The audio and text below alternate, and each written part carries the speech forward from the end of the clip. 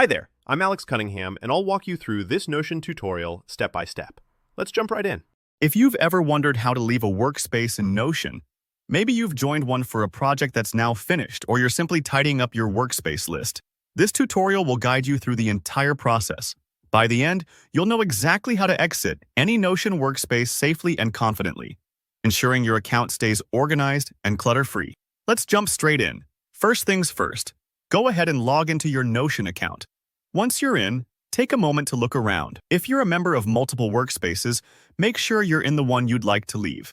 Sometimes it's easy to get mixed up, especially if you're working on lots of different teams or projects, so just double-check that you're on the right workspace. Next, navigate to the settings. You can find this by looking for the gear icon, usually at the bottom of the left sidebar. Give that a click. This opens up Notion's main settings panel, which is kind of like the control center for your account. Within settings, you'll see a few options. What we want is General. Click on General to access the core details for your workspace. Now, here comes the part that always makes me smile. Notion calls this area the Danger Zone. Don't worry, it's not as dramatic as it sounds. The Danger Zone is simply where you'll find options to make major changes, like leaving a workspace or even deleting one. Scroll down until you see it. It's usually highlighted to make sure you notice those big decision buttons.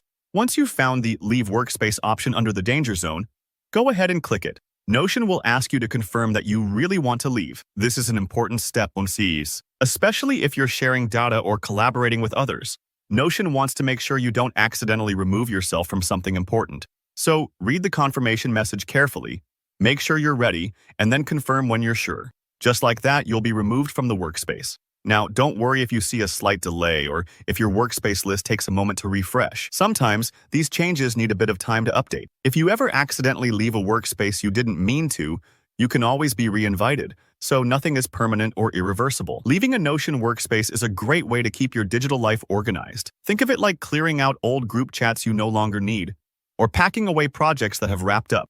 With just a few clicks, you've made your Notion account easier to navigate, and you're only connected to what's relevant right now. So, that's all there is to it. If this video helped you clean up your Notion dashboard, give it a thumbs up, and if you have any questions or run into trouble, drop a comment below.